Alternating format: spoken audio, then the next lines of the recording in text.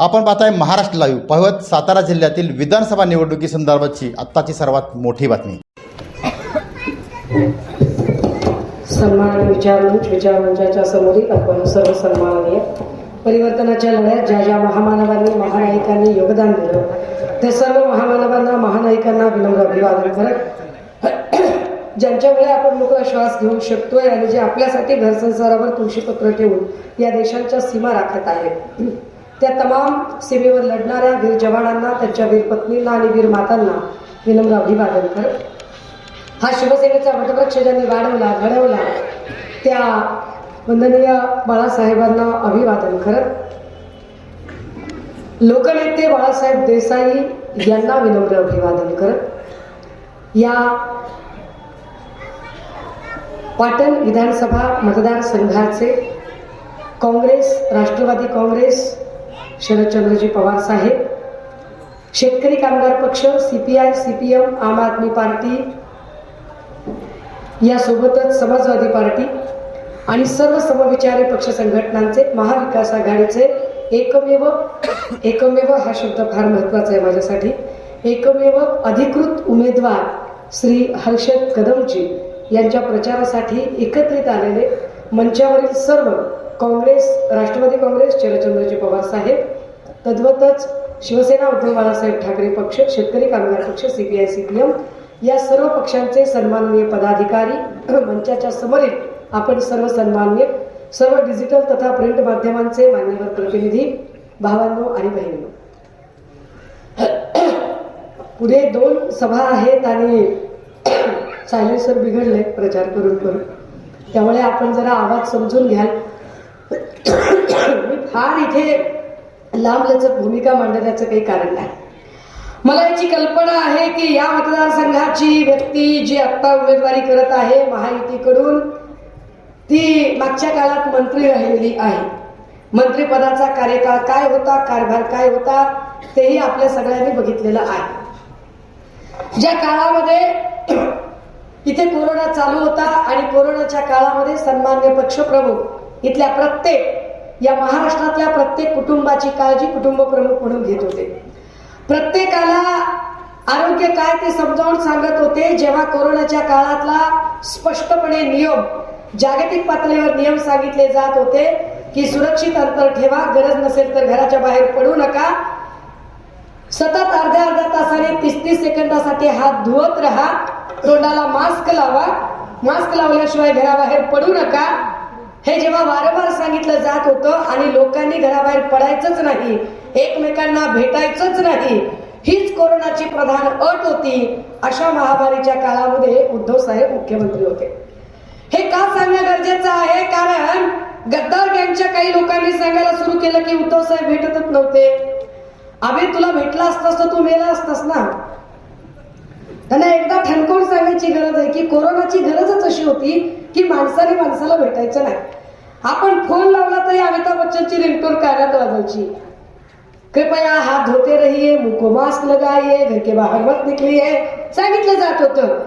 ते ज्या महाशक्तीच्या कृपेने गद्दार गँगमध्ये सामील झाले त्या गद्दारांचा मुखिया आणि त्या गद्दारांचा सूत्रधार असणारी भाजपा, त्या भाजपाचे नेते नरेंद्र मोदीजी तेही सांगत होते थाली बजाइए, घंटी बजाइए, घर में बैठिए, जनता कर्फ्यू कीजिए सांगत होते ना ते सुद्धा. म्हणजे घरात बसणे हा नियम होता, पण घरात बसणे हा नियम असला तरी घरातून सुद्धा सन्मान्य पक्षप्रमुख आपल्याला ऑनलाईन भेटून प्रत्येक गोष्ट सांगत होते.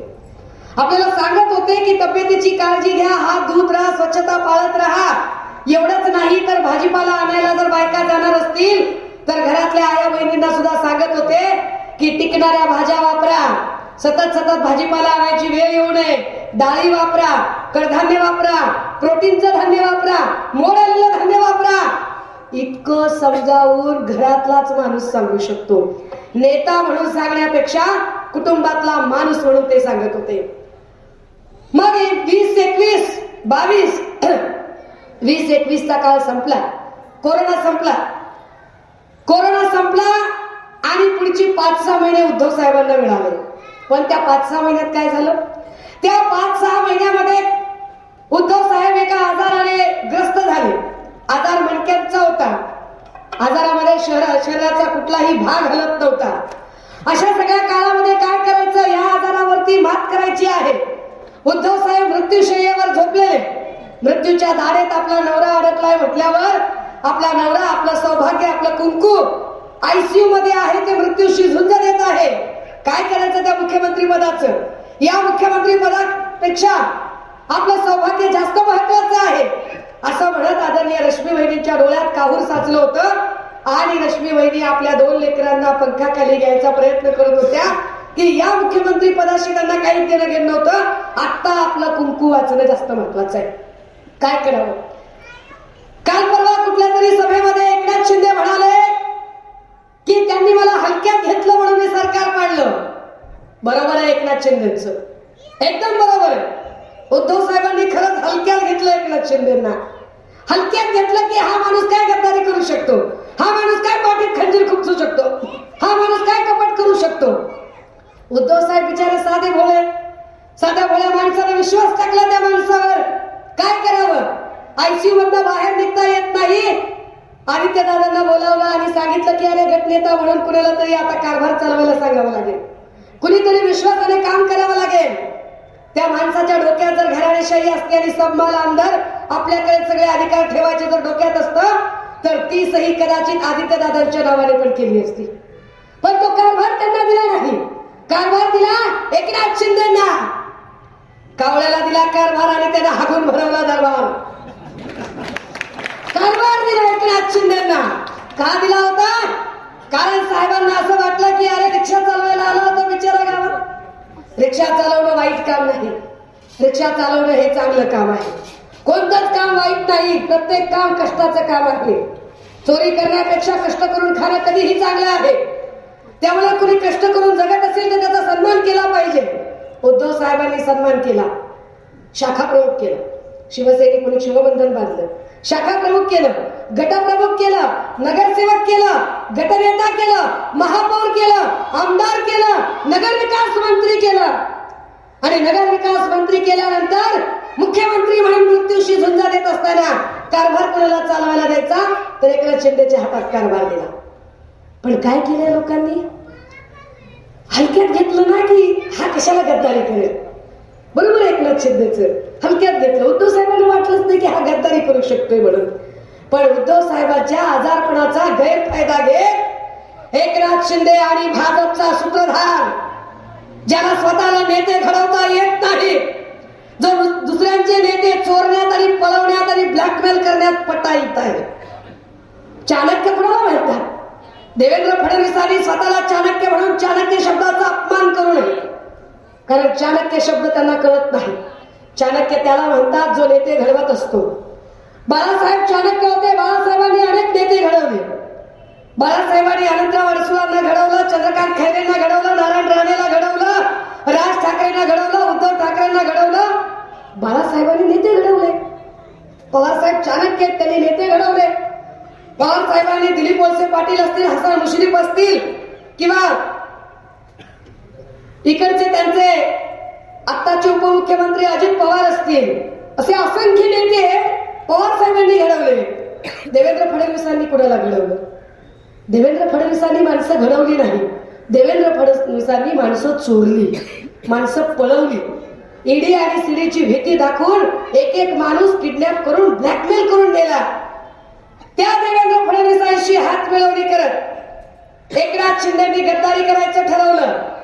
त्या गद्दारांमध्ये सगळ्यात पहिला गद्दार कोण होता तर तुमच्या भागातला आमदार शंभूराज देसाई होता. हे मी सांगितलं नाही, आचारसंहितेच्या कॅमेरे नीट रेकॉर्ड कर. हे मी सांगितलं नाही. फॉर्म भरायला आल्यावर, शंभूराज देसाईचा फॉर्म भरायला आल्यावर स्वतः घटनाबाह्य गद्दारी करून मुख्यमंत्री झालेल्या एकनाथ शिंदेनी ते सांगितलं की मी सुरतला निघालो तर माझ्या आधी सगळ्यात पहिला तुरुर पडणारा जो होता तो शंभूराज देसाई होता. सगळ्यात पहिली गद्दारी शंभूराज देसाईंनी केली आणि शंभूराज देसाईंच्या नंतर हे सगळे. या सगळ्या गद्दार लोकांना हे सांगावं लागेल की तुमची गद्दारी महाराष्ट्रात चालत नाही. हर्षद कदमची उमेदवारी हर्षद कदमला फक्त आमदार करायचं एवढ्या पुरती मर्यादित नाही. हर्षद कदमची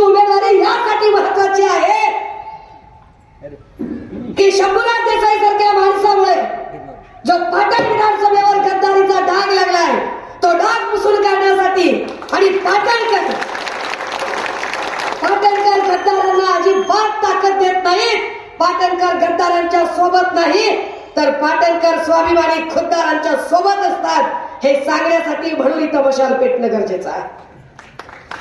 का गरज वाटते इथं महाविकास आघाडीचं सरकार आणण्याची? काय गरज आहे बदल करण्याची? राजे हो, शेतमालाच्या भावाचं काय झालंय आणि काय नाही तुम्ही सगळेजण बघताय. मी तर कोरडवाहू शेतातला माणूस आहे. आमच्याकडे 4,800चा भाव होता तेव्हा देवेंद्र फडणवीस सांगत होते 6,000 भाव करतो. आता आमची परिस्थिती अशी आहे 3100 सोयाबीन चाललंय आमचं. 3100 इकडं एकरी बॅग मागचा खर्च 3300 आहे आणि आम्हाला उत्पन्नात मिळतात 3100 रुपये. इतकी आमची वाईट अवस्था आहे. म्हणजे जर आमच्या सोयाबीनला भाव दिला असता, कापसाला दिला असता, ऊसाला दिला असता तर तुम्हाला आम्हाला 1500 द्यायची गरज पडली नसती. आमच्या शेतमालाला जरी भाव मिळाला असता आणि आमच्या लेकरांना नोकऱ्या जरी मिळाल्या असत्या तरी ते भरपूर होतं, पण ते केलं नाही. मंत्रालयात मंत्री काय पद्धतीचे भरले. एका तरी मंत्र्याला आपलं काम नीट करता यावं. अरे कोरोनाच्या काळातही एका दवाखान्यात इतके बल्कने मृत्यू झाले नाही जितके बल्कने मृत्यू कोरोना संपल्यानंतर झाले.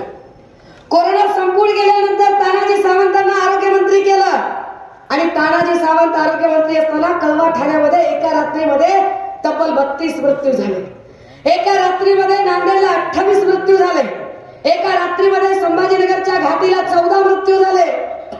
ज्या माणसाला हत्तीपाय नावाचा रोग डास चावल्याने होतो का दूषित पाण्याने होतो हे सुद्धा कळत नाही, ज्याला धरण खेकड्यांनी फोडतात का कसं फुटतं हे माहित नाही, असा माणूस आरोग्यमंत्री केला. ज्याला रुग्ण कळत नाही, कुळव कळत नाही, दांडा कळत नाही, आऊत कळत नाही, जोत कळत नाही, दुबार पेरणी कळत नाही, धूळ पेरणी कळत नाही, खतांचं 15-85 किंवा 15-15-15चं किंवा 35-35-35चं ज्याला प्रमाण कळत नाही असा माणूस कृषी मंत्री झाला. आणि एक्साईजचं खात आहे. एक्साईज कशाला म्हणतात राजे हो? अरे दारू, तंबाखू, विडी, सिगारेट, गुटखा या गोष्टींवर जो नियंत्रण आणतो तो असतो राज्य उत्पादन शुल्क खात्याचा मंत्री. राज्य उत्पादन शुल्क खात्याच्या मंत्र्याने दारू, तंबाखू, विडी, सिगारेट, गुटखा अशा सगळ्या अंमली पदार्थांवर कंट्रोल ठेवायचा असतो. ते खातं होतं शंभूराज देसाईकडे आणि शंभूराज देसाई सभागृहात काय करतोय? याच सगळ्या चॅनलवाल्यांनी व्हिडिओ दाखवले. याच सगळ्या चॅनलवाल्यांनी शंभूराज पुढच्या अब्दुल सत्ताराला तंबाखू मागतानाचे व्हिडिओ दाखवले. ते शंभूराज देसाई. कितीतरी वाईन फॅक्टऱ्या, कितीतरी दारूंच्या कंपन्या, ज्या दारूंच्या कंपन्यांचे सर्रासपणे अधिकाऱ्यांशी साठलोट करून वसुली अधिकारी तयार करून त्याचे मोकाट लायसन देऊन अफाट माया जमा करणारा शंभूराज देसाई. म्हणजे गोरगरिबांच्या घरातल्या लेकरांनी दारू पिली पाहिजे, गोरगरिबाच्या घरात लेकरांनी व्यसनाधीन झालं पाहिजे आणि त्यांनी व्यसन करून त्यांचे कुटुंब बर्बाद झाले तरी चालतील, पण शंभूराज देसाईचं घर भरलं पाहिजे. या न्यायाने जर राज्यकारभार चालणार असेल तर काय करायचं? मध्ये ड्रग्जचं प्रकरण झालं. ड्रग्जच्या प्रकरणात आम्ही वेगवेगळ्या मुद्द्यांवर बोलत होतो. काल मी मालेगाव मध्ये होते, दादा भुसेंच्या मतदारसंघात. ललित पाटीलचा कारखाना ड्रग्जचा नाशिक मध्ये होता आणि नाशिकचे पालकमंत्री दादा भुसे. मी असं म्हटलं की नाशिक मध्ये जर ड्रग्जचा कारखाना झाला असेल, साधा विचार आहे की एक ब्युटी पार्लर जर उघडायचं असेल तर पार्लर उघडायला शॉपॅकचं लायसन लागतं, लाईट बिल लागतं, घराचं भाडं द्यावं लागतं, सगळी कागद तयार करावी लागतात, मग पार्लर उघडता येतं. एवढा मोठा ड्रग्जचा कारखाना उभा राहतो, त्यासाठी लागणारी कागदपत्र, त्यासाठीच्या वेगवेगळ्या गोष्टी, एवढं सगळं करत असताना प्रशासनाच्या लक्षात आलं कसं नाही की तिथं ड्रग्जचा कारखाना आहे? का कळलं नाही प्रशासनाला की इथं ड्रग्जचा कारखाना तयार झालाय?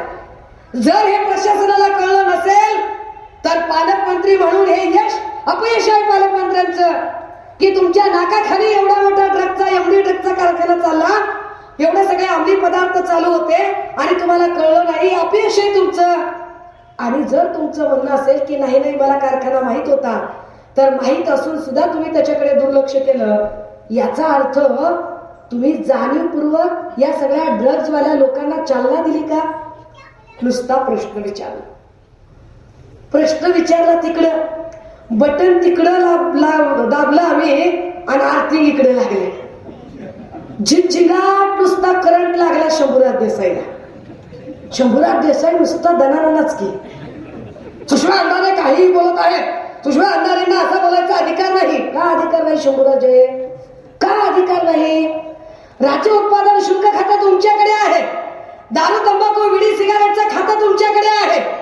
माझ्या हातावरचा रेकॉर्ड सांगते काय पद्धतीनं कोणकोणत्या अधिकाऱ्यांना हाताशी धरून इंदापूरची कंपनी असेल किंवा वेगवेगळे बार सेक्टर असतील, या बार सेक्टर मध्ये तुम्ही कशा पद्धतीच्या वसुल्या चालवल्या.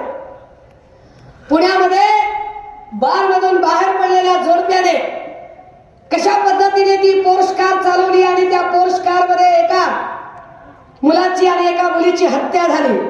या हत्येनंतर आम्ही सगळे बार बघायला गेलो. पुण्यामध्ये 100-150 डान्स बार, त्याच्यातले फक्त 24 बारचे परवाने आहेत. फक्त 24 बारचे. 24 बार सोडून बाकीचे सगळे इल्लीगल. एवढे सगळे इल्लीगल बार चालतात तरी कसे? कुणाच्या आशीर्वादाने चालतात? मग आम्ही त्या एक्साईजच्या एसपी ला विचारलं की दादा तुला माहित नाहीत का एवढे सगळे बार चालू आहेत, सर्विंग एरियाच्या बाहेर खुर्च्या लागतायत, यांच्या गाड्या घोडे, चालणाऱ्या पादचाऱ्यांना त्रास होतो, पिऊन खाऊन आलेली माणसं बाया बापड्यांना त्रास देतात, हे तुला कळत नाहीये का? बार कुणाच्या आशीर्वादाने चालत होते? अर्थात शंभूराजे देसाईंच्या. तर शंभूराजचं काय म्हणणं? सुषमा अंधारेंनी माझी इज्जत घालवली. होती का? होती का तुम्हाला? तुम्हाला लौकिक तरी कळतो का की ज्या बाळासाहेब देसाईंनी एक मोठं नाव कमावलं, लोकनेते बाळासाहेब देसाई यांच्यासाठी आम्ही विरोधक असलो तरी नतमस्तक होतो आणि लोकनेते बाळासाहेब देसाईंचा आम्ही सन्मान करतो की काही झालं तरी ते त्यांच्या पक्षाशी इमान राखून होते. पण त्या बाळासाहेब देसाईंच्या पोटाला तुमच्यासारख्या गद्दार औलादी जर जन्माला येत असतील तर तुम्हाला तुमची जागा दाखवली पाहिजे आणि तुम्हाला सांगितलं पाहिजे की तुमच्यामुळे लोकनेते बाळासाहेबांना डाग लागलेला पाटणकरांना आवडणार नाही. इथल्या पाटणच्या जनतेला ते अजिबात आवडणार नाही, हे सांगितलं पाहिजे. म्हणाले मी आता सुषमा अंधारेवर अब्रू नुकसानीची नोटीस टाकतो. तुमची अब्रू सगळ्या महाराष्ट्रात जी दिवेशीवर टांगली गेली आहे ती आधी बघा. विरोधकांनी प्रश्न विचारल्यावर त्याची उत्तरं देण्याच्या ऐवजी त्यांच्यावरती नोटिसा पाठवणं बंद करा. त्या नोटिसा पाठवल्याने जर सुषमा अंधारे घाबरते असं वाटत असेल तर उठा, जागे व्हा, भ्रमातनं बाहेर निघा. सुषमा अंधारे गेली 20 वर्ष चळवळीत काम करते आणि 20 वर्ष चळवळीत काम करताना कुणाच्या बापचा 1 रुपया खाल्लेला नाही. त्यामुळे मी तुमच्यासारखी निंदी नाही, गद्दार नाही, मी तुमच्यासारखी झुकणाऱ्यांपैकी नाही. मी टिट फॉर टॅट तुम्हाला उत्तर देणार आहे. त्यामुळे शंभूराज देसाईंची कदाचित आमच्या नजरेला नजर फिरवायची हिंमत नसेल, पण शंभूराज तुमच्या मतदारसंघात येऊन तुम्हाला ललकारण्याची हिंमत आम्ही ठेवतो. आम्ही ती हिंमत, आम्ही ती हिंमत ठेवतो, ती ताकद ठेवतो आणि म्हणून इथं येऊन आम्ही ललकारू शकतो. सत्यजित पाटणकरांकडून आम्हाला अपेक्षा होत्या की सत्यजित पाटणकर एक चांगला आणि या लोकांच्या साठीचा उपकारक निर्णय घेतील. विकासावर फार बोललं जाते, पण हे सगळं विकासावरची मांडणी करत असताना आजपर्यंत देसाई घराण्यालाही सत्ता मिळाली होती आणि पाटणकर घराण्यालाही सत्ता मिळाली होती. देसाई घराणा 28 वर्ष सत्तेत, पाटणकर घराणा 20 वर्ष सत्तेत, पण तरीही दोघे एकमेकांना विकासाचे प्रश्न विचारायला लागले. म्हणजे काय? तुम्ही इथल्या जनतेला वेड्यात करता का? सत्यजित पाटणकरांनी एक दिशाभूल करण्याचा प्रयत्न सुरू केला मतदारसंघामध्ये आणि सांगायला सुरुवात केली की पवार साहेबांचा मला अतुल पाठिंबा आहे. मला वाटतं सत्यजित पाटणकर सारख्या माणसाने जरा जबाबदारीने बोललं आणि वागलं पाहिजे आणि त्यांच्या कार्यकर्त्यांनी हे नीट समजून घेतलं पाहिजे की तुम्ही बोलताना कुणाबद्दल बोलत आहात. महाविकास आघाडीचे शिल्पकार असणाऱ्या शरदचंद्रजी पवार साहेब, वय वर्ष 84, या माणसाच्या विश्वासार्हतेबद्दल तुम्ही शंका निर्माण करायचा प्रयत्न करता, जे अत्यंत चुकीचं आहे. आम्ही पवार साहेबांच्या संबंधाने आम्ही जयंतराव पाटील आणि सुप्रियाताई सुळे यांना विचारलं की अशा पद्धतीने सत्यजित पाटणकरांनी प्रचार सुरू केलाय. काय खरं काय खोटं आम्हाला कळलं पाहिजे. महाविकास आघाडीचा धर्म तुम्ही पाळणार आहात का नाही? महाविकास आघाडीचा धर्म म्हणून इथे महाविकास आघाडीचे अधिकृत उमेदवार जर हर्षद कदम उभे केले असतील तर सत्यजित पाटणकर कोणत्या आविर्भावात बोलत आहेत? आणि त्या सगळ्यांनी सांगितलं की तुम्ही पाटणमध्ये जाऊन पाटणच्या जनतेला हे आवर्जून सांगा की आमचा आणि सत्यजित पाटणकरांचा अजिबात संबंध नाही. सत्यजित पाटणकर दिशाभूल करत आहेत आणि सत्यजित पाटणकर हे पवार साहेबांच्या नावाची बदनामी करण्याचा प्रयत्न करत आहेत. राष्ट्रवादी काँग्रेसचा आणि सत्यजित पाटणकरांचा अर्थार्थी कसलाही संबंध येत नाही. पूर्ण राज्यामध्ये काँग्रेस असेल, राष्ट्रवादी काँग्रेस असेल, शिवसेना, उद्धव बाळासाहेब ठाकरे पक्ष असेल, हे सगळे ताकदीने आणि एका जीवानं महाविकास आघाडी म्हणून लढत आहेत. त्यामुळे त्यांनी सुद्धा हा संभ्रम निर्माण करण्याचा प्रयत्न करू नये. राजे हो, या मतदारसंघाचा सगळ्यात महत्वाचा प्रश्न हा बेरोजगारीचा प्रश्न आहे. 60-70 हजार लोकसंख्या आज बाहेर मायग्रेट झालेली आहे. आपल्यातले कित्येक जण ऐरोली असेल, घनसावली असेल किंवा अणुशक्ती नगर असेल अशा वेगवेगळ्या भागात जाऊन आता स्थिर झाले. का जावं लागलं? का या लोकांना आपलं घरदार सोडावं लागलं? का ही लोक रानमाळ झाली? का या लोकांना जिथे आपली नाव पुरली तो गाव सोडावा लागला? शंभूराज देसाई सारख्या माणसांनी विकास केला असता तर ही माणसं इथं थांबली असती. इथं MIDC उद्योगधंदे आले असते तर ही माणसं इथं उद्योगधंद्यासाठी थांबली असती. पण इथं उद्योगधंदे आलेच नाही. इथं उद्योगधंदे येण्यापेक्षा फक्त आणि फक्त टक्केवारी आणि दलालीचं राजकारण आलं. आपल्यातल्याच मिसळून न फुटलेल्या छपऱ्या छुपऱ्या टपऱ्यांना करोड रुपयाचे कॉन्ट्रॅक्ट द्यायचे आणि त्यांनाच मोठं करायचं. जो जी हुजूर करतो, जो समजा जर शंभूराजने जर विचारला, बोल रे रेडा दूध देतो का, तर जो म्हणतोय साहेब देतो साहेब, 2 लिटर काय साहेब 4 लिटर देतो, त्याला 50 लाखाचं काम. आणि जो म्हणे काय बोलतो साहेब, हो सगळेच रेडे दूध देतात, चरबी हातात घेतोय, सांगा कोणत्या रेड्याचं काढायला जाऊ, त्याला लगेच 1 करोडचं काम. जे कुणी जी हुजरेगिरी करतात असे हुजरेगिरी आणि मुजरेगिरी करणाऱ्यांचा एक कंपू इथं शंभूराजने तयार केला. मला असं वाटतं की तुमच्यासारखी माणसं स्वाभिमानी राजकारण काय आहे ते ओळखतील. मला कल्पना आहे की हर्षद कदम नवीन आहे. काही लोकांना वाटत असेल की एवढ्या मोठ्या हत्तीच्या मस्तकासमोर एवढा कोवळ्या वयाचा पोरगा कसं काय टप देऊ शकेल. दादा हो, ज्ञानेश्वर माऊलींनी अत्यंत कोवळ्या वयात ज्ञानेश्वरी लिहिली. छत्रपती शिवरायांनी कोवळ्या वयामध्ये स्वराज्य स्थापनेचा ध्यास घेतला. वय किती आहे हे मॅटर करत नाही राजे हो, त्याची काम करण्याची इच्छाशक्ती किती आहे, त्याची काम करण्याची जिद्द किती आहे, त्याची प्रामाणिकपणा किती आहे हे जास्त महत्वाचं आहे. काही लोक असं म्हणतात की शिवसेनेने उमेदवार देताना इतके साधे उमेदवार का दिले. हो, आम्ही साधे उमेदवार दिले, आम्ही गरीबातले गरीब उमेदवार दिले, कारण ही शिवसेनेची खरी ओळख आहे. वंदनीय बाळासाहेबांनी अशाच लोकांना, कोण होती ही माणसं, कुणी टपरी चालवायचं, कुणी रिक्षा चालवायचं, कुणी पान विकायचं, कुणी अजून काही करायचं, अशाच लोकांना उमेदवारी दिला ना आणि अशीच लोक मोठी केली. शिवसेनेची ही खासियत आहे की शिवसेनेने सामान्यातल्या सामान्य माणसाला वर्षा आणि सह्याद्रीवर वावरण्याची ती क्षमता शिवसेनेने तयार केली.